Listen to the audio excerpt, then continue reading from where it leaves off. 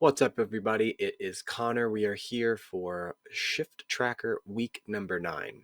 Now, this week was, I guess, a good week or a bad week, depending on how you look at it, because we set records in every single category except for 2. So, very interesting kind of what we're about to see here. So, without much further ado, you know how we kind of set this up. Everything with a star next to it was a record-breaking week. Everything with the star next to it was a record-breaking week. So, total active listings. We are in the lowest that we have had for the entire year at 1311. Okay. Lower than 1320, 1373, 14. Now, it's not quite as precipitous as a drop off as we had in week 8, but still a pretty down week, right? Look at this, though. Look at new listings. Look how high we are up here at 303. We beat out every other week. The next highest week was what? Week 2, week 6 had 270. Yeah, so we're 33 over the next highest week we had, and that was right about our Super Bowl week where we sort of expected that to jump up. We have our pending unit or under contract also at an all-time high for the year at 342. So again, still outpacing, still way outpacing. And again, this past one we outpaced by, let's see, 320, 26-ish. This one we outpaced by, 39. So really almost another big jump up for how much we're outpacing those under contracts to those closed. Now, closed units was not an all-time high. Our highest, I believe, was this first week here at 288. And then we had another decent week up here at 270 for the closings and things like that. So 256, but not it's our third highest, right? So it's not like it's anything low. It's our third highest closing week that we've had in a while. Okay. And then these ones are the ones that I'll start to be shocked. Now, our expireds, withdrawn, or canceled, while we did technically have, one other week at 64, which is one below what we were here, it's still really low in compared to those. So here's what the theme for this week is. Let's take a look at these last couple. Price listings that have had a price reduction down to 108. Okay. You generally only price reduce your listing when it's been sitting for a while, right? So that's come down a good bit.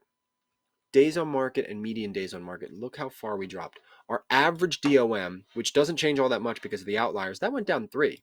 That's, I believe, the biggest jump except for, between here and here. We had 3 again dropping down. Okay. But look at our median. Now, the median doesn't get affected by those really high outliers, the ones that have been sitting on for 1,000 days, right? So those don't take into that as much. What this is showing me, though, and what these other 2 numbers are telling me is that there is, as a percentage of all the inventory that's on market, there is a much higher amount of it that is new. A lot of the listings that are on has shifted more new listings as compared to listings that have been sitting for a while. Not uncommon. Spring market, a lot of the old inventory has sort of cycled off, coming back on. And then these are the numbers that are also just another reflection from the monetary standpoint of what happened here. Okay, 433 million. So our lowest volume that we've had all year in terms of total active. Now, I'm going to apologize. 2 weeks ago on week 7, I was on here ranting and raving, kind of like a madman, honestly, saying that I don't know how prices are going to be coming down. I don't see it. I don't see it in the data, yada, yada, yada. So, technically, yes. Is the median list price at the lowest price that it has been all year? Yes. By half a percentage point, a third of a percentage point. So, yes, technically, if we are looking at this one stat in a vacuum, median list price this week has been lower than it has been in previous weeks. But not by much. Let me tell you now what I've been seeing in practice out in the field. Because I'm working with a good amount of buyers right now. I have a good amount of buyers and listings under contract. We are back to the 20 offers on a house. We are back on the, if you don't see it in 3 days, you don't have a chance to see it.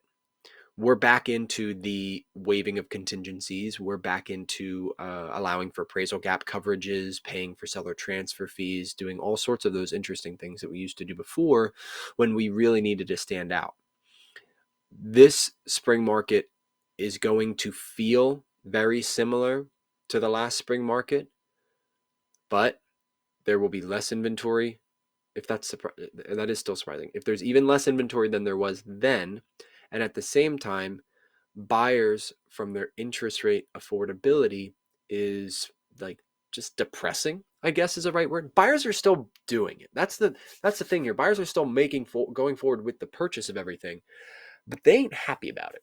They are not happy about what their payment looks like. And one of the conversations that I have to have with a lot of buyers at the moment is, when you sat up at night 10 o'clock with your significant other, by yourself or with family or whatever, and you're thinking about the type of house that you want and what you want next, what I tell them is basically, look, you're not wrong for thinking about what you want. That's not the part that you're wrong about. But what we have to recognize is that the landscape of real estate has changed so dramatically so recently, and the framework in which we are reaching and making those decisions about what we want in our life and what we can afford in our life is a little bit lagged behind that.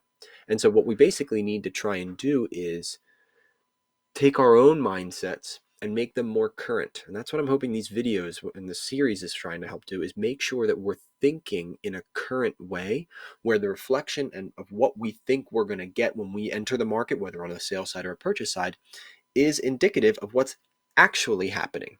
So a lot of the buyers, I have to tell them, say, look, a lot of people went from starter home to forever home. There might be a third home in there now called the intermediary home. Just a little bit more space, but not breaking the bank. Just one extra bedroom, but not all the other bells and the whistles. So that's some of the things that we have to just navigate. That's part of the conversations we like to have. That's sort of the stuff I like to run you through. So that's always the conversations that you have when we sit down for that buyer consultation or for that listing consultation or whatever it is. But this is really interesting, guys. I am just so, multiple of these weeks, I was hoping that stuff would start to turn around and go the other way. But we are setting records, and not in a good way, right? Low inventory, listings are going good, a little bit more coming back up, but again, still being heavily outpaced. And it's not so much of what this number is, it's the ratio of this number to this number, right? So we got a lot of stuff going on. Again, I'm waiting for some major market contribution to change this. The one thing I will say is that the lenders have started to make some products that are helpful. I just came across, they just allowed 100% financing for an FHA loan now. So instead of doing that $10,000 grant program with the state, which has a lot of kind of rigid qualifications, lenders are now able to offer 100% financing for an FHA. You used to not be able to get that unless you went VA or USDA. So the fact that they now have it for FHA is great, because what they found is there's a lot of people who have pretty darn good, strong income, and lending guidelines are pretty good if you have, salaried income, or if you have 2 years commission income and things like that.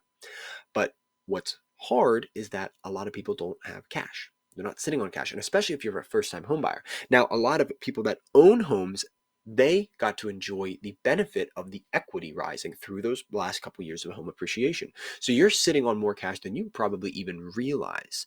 But the first-time home buyer didn't get to enjoy that run-up. So they got marginalized a little bit more. And so what the lenders have tried to come up with is, how do we offer a product to some of those buyers who have the strong income but don't have those savings saved up yet? So that's where I'm seeing some of this go. I'm start to see some adaptations from the industry, because we can't control these numbers directly. All we can do is react and modify kind of the value delivery that we can do. These videos from me, lenders offering 0% financing, that's how we begin to continue to evolve. So anyway, that's going to do it for us this week of Shift Tracker. We start March next week, which I'm pretty excited about, because the next time I'm going to be doing this video for you, it'll be my birthday. So anyway, all right, y'all, have a good day. I'm going to go ahead and stop the video. Talk soon. Bye.